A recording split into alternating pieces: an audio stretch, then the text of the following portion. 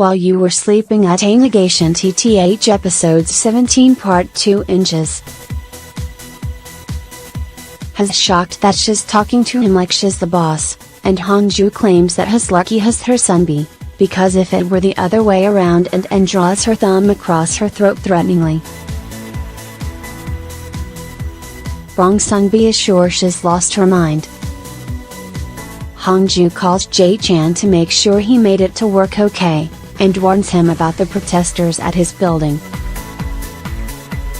She suggests going the back way, but Jae-chan assures her that he'll be fine and has the confidence to win any fight, be it with words or fists. And as what he says to her is he's attempting to jump the back wall into work, and failing at it miserably. Prosecutor Lee catches him, much to his embarrassment, but then he sees the protesters and starts putting his glasses on Jae-chan in an attempt to disguise him. He realizes that won't be enough, so his big idea is to swap name tags. Pwahahaha.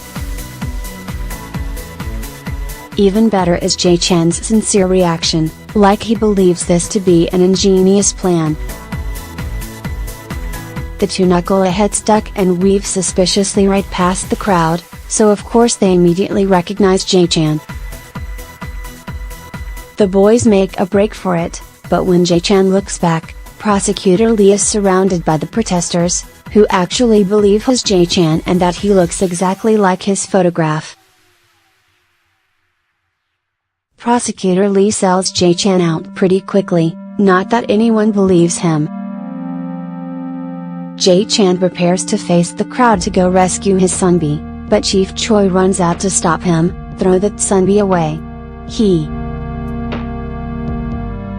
Even when Chief Choi attempts to draw the crowd to himself by pretending that he's Jae-chan, they're positive that Prosecutor Lee is the real one. Only the angry fan in the black hat fixes his gaze on Jae-chan. It's almost worse for Sang-won, whose high school classmates immediately turn him into an outcast and start gossiping about him and his brother behind his back. Prosecutor Lee makes it into the building, but his shirt is torn to shreds and he's sporting a nasty hand-shaped welt on his face. He minutes can't wrap her head around how anyone could mistake him for Jae-chan, to which he counters, "They heard he's good looking and grabbed me." Jae-chan chases after his colleagues, wondering if they're going to lunch without him, but they purposely leave him behind with instructions not to leave the building. Jae-chan latches onto Chief Choi next, desperate for someone to eat with. On their way to lunch, Chief Choi asks Jae-chan if he's scared about the backlash from the murder case, and Jae-chan starts to say that he's human and scared, but then suddenly changes his tune and shouts that he is not afraid and will do everything strictly according to law. Chief Choi turns around and sees Yubum, who argues that as the prosecutor, Jae-chan should be taking the victim's side. Jae-chan counters that prosecutors don't take anyone's side. Yubum says he's here to pick up Chief Choi for an old co-worker's wedding, and Jae-chan pouts that Chief Choi is supposed to have lunch with him today. They end up playing tug of war with Chief Choi, one on each arm, and Jae-chan ends up left behind.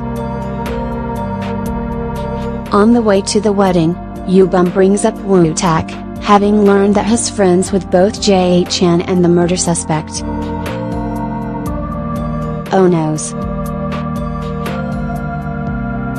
Chief Choi says that Jae-chan's friendship with Woo-tak has nothing to do with the case, but Yubum wonders how the press or the victim's family would see it if they knew. Chief Choi can't hide his irritation at that threat, but Yubum just presses for him to convince Jae-chan to prosecute, even if it requires inventing evidence that doesn't exist. What? Yubum tells Chief Choi to do what it takes, or else he's going to tell the press that Jae-chan let a murderer go free because of a personal connection. Woo-tak goes to check on Hak-young, and finds him cleaning off the fresh graffiti on his mom's restaurant and wearing all black and a black bucket hat, which is exactly what Hong-joo told him the attacker would be wearing. Woo-tak says it's a relief he's been freed, but Hak-young is seething with rage and says that it doesn't matter, since he's still a murderer to the world. Hong-joo waits on her stoop the next morning and glares when she sees Jae-chan come out in a suit, as usual. She nags him for putting on another suit after what he went through yesterday, and even yells at someone for letting him walk out like that.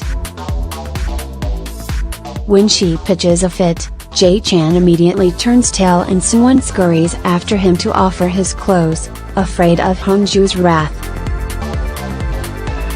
So that's how Jae-chan ends up at the bus stop looking like a college student, in a hoodie and glasses. He's pretty sure he'll get in trouble for showing up to work like this, but Hong-joo says that's better than being terrorized by a mob. She has a point. She asks when he'll finalize Hak-young's case, and he says that today is the last of the witness investigations, so he'll close the case today instead of dragging it out. She looks across the street to see workmen hanging colorful lanterns, like the ones from her dream, and asks if he can just indict Hak-young.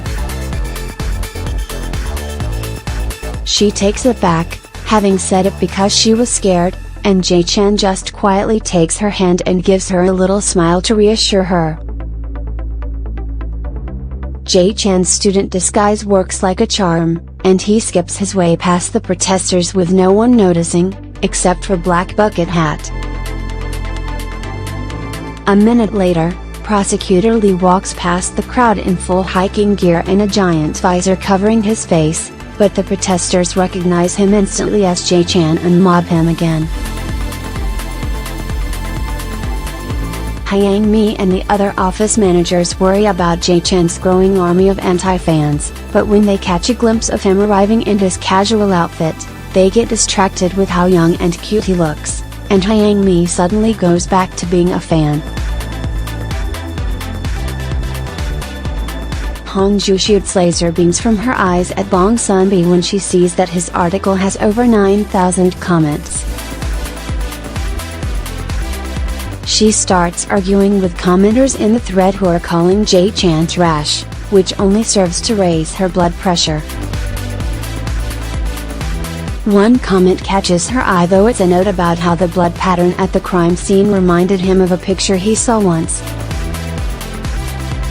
She clicks the link, which shows a little dog atop a robot vacuum, which has drawn a bunch of zigzag lines around the room in the dog's poop.